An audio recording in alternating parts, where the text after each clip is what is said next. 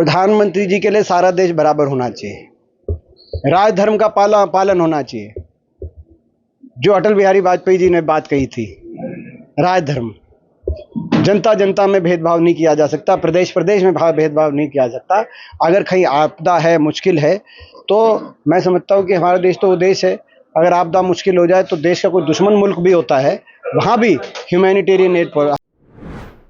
हरियाणा की बात है, बड़े भारी बारिश की वजह से सबसे बड़ी समस्या आ रही जल भराव की।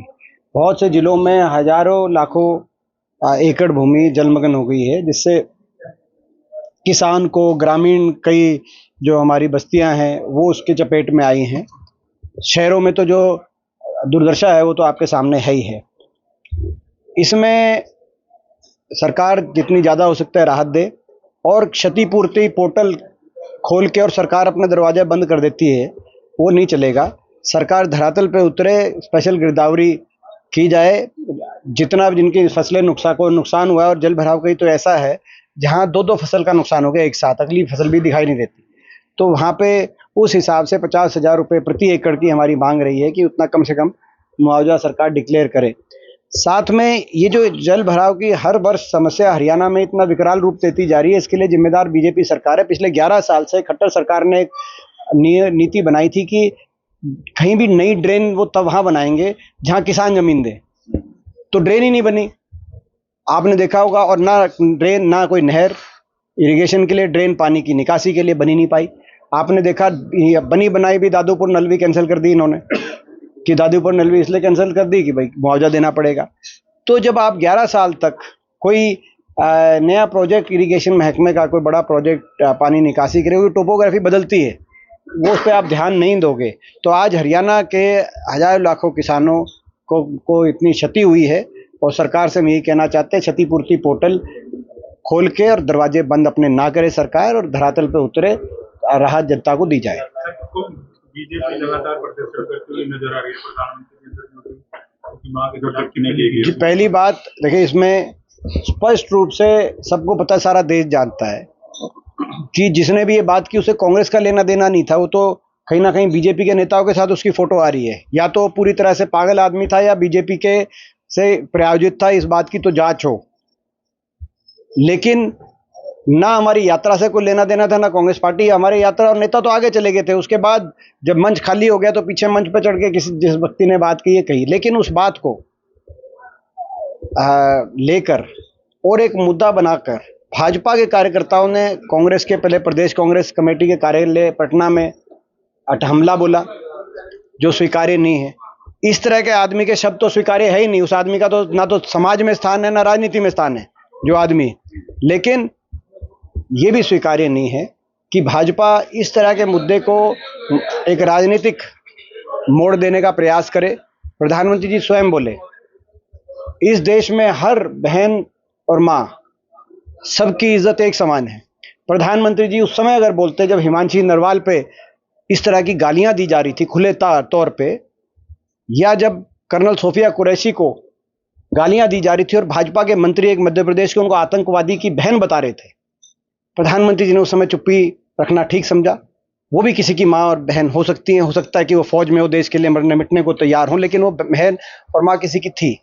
तो उस समय और भाजपा के जो नेता हैं उन्होंने समय समय पर किस तरह की बातें कही हैं जो अपने राजनीतिक विरोधियों के लिए, वो तो किसी छुपी हुई बात नहीं है।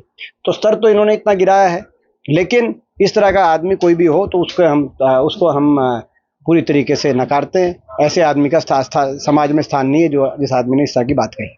खट्टर साहब कह रहे हैं कि जो बेरोजगार हो चुके हैं, हुड्डा साहब बेरोजगार हो चुके हैं, उनको हम रोजगार देने को तैयार हैं। देखिए, मैं समझता हूं कि इस बात पे आत्ममंथन होना चाहिए, और खट्टर साहब को ये माफ़ी हुड्डा साहब से नहीं मांगनी चाहिए, ये खट्टर साहब को माफ़ी मांगनी चाहिए गढ़ी सांपला कलोई विधानसभा क्षेत्र के 2.5 लाख मतदाताओं से, जिन्होंने प्रदेश में सबसे ज़्यादा मतों से जिताकर हुड्डा साहब को विधानसभा में भेजने का काम किया। 90 सीटों में सबसे ज़्यादा मतों से जिताकर हरियाणा विधानसभा में भेजने का काम किया। तो क्या वो मतदाता, उन मतदाताओं ने जो जिम्मेदारी लगाई है विधायक के रूप में, क्या उसका कोई मायने नहीं है? उन्होंने कहा कि कांग्रेस बेरोजगार हो, तो यानी कि खट्टर साहब खास तौर पे खट्टर साहब कितने वर्षों तक ये विपक्ष में रहे थे हरियाणा में, तो क्या विपक्ष ही बेरोजगार है? क्या विपक्ष का कोई भूमिका ही नहीं प्रजातंत्र में? क्या हरियाणा विधानसभा में भाजपा के अलावा जो 42 विधायक चुन के आए, क्या वो बेरोजगार? क्या देश के लोकसभा में जो सारे विपक्ष के सांसद है, क्या वो भी बेरोजगार है? प्रजातंत्र में सत्ता पक्ष और विपक्ष दोनों की भूमिका होती है, संविधान लिख के गया है। और विपक्ष की ज्यादा भूमिका हो जाती है जब सत्ता पक्ष बेलगाम हो जाए और अहंकार में इतना चूर हो जाए जो विपक्ष को बेरोजगार बताने लगे। और बेरोजगार की परिभाषा में आप जाओगे तो बेरोजगार की परिभाषा एक ये भी है कि जो काम ना करे, और उस हिसाब से तो उस परिभाषा में तो ये फिट आते हैं, क्योंकि इन्होंने कुछ काम किया ही नहीं 11 साल।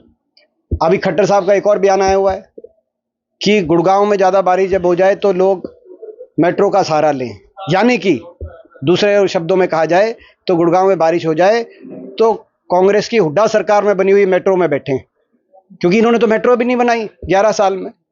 इन्होंने हमारे समय 82 किलोमीटर मेट्रो बनी हरियाणा में, गुड़गांव, फरीदाबाद, बल्लभगढ़, बहादुरगढ़ जोड़े गए। इन्होंने 11 साल में 1 इंच भी मेट्रो, 1 पिलर भी नया नहीं बनाया।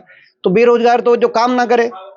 हम तो विपक्ष में भी जनता की आवाज उठा रहे हैं, सत्ता पक्ष में भी हमने काम किया। तो खट्टर साहब मंथन करें कि बेरोजगार कौन है। पंजाब के मुख्यमंत्री कह रहे हैं कि हमारी सार नहीं ली गई, केंद्र सरकार ने कोई रिलीफ फंड नहीं दिया ना। बड़े दुख की बात है, प्रधानमंत्री जी के लिए सारा देश बराबर होना चाहिए, राजधर्म का पालन होना चाहिए। जो अटल बिहारी वाजपेयी जी ने बात कही थी, राजधर्म, जनता जनता में भेदभाव नहीं किया जा सकता, प्रदेश प्रदेश में भेदभाव नहीं किया जा सकता। अगर कहीं आपदा है, मुश्किल है, तो मैं समझता हूँ कि हमारा देश तो वो देश है, अगर आपदा मुश्किल हो जाए तो देश का कोई दुश्मन मुल्क भी होता है, वहाँ भी ह्यूमैनिटेरियन एड हम पहुँचाते हैं। तो उस बात को ध्यान में रखा जाए, राजधर्म को निभाया जाए।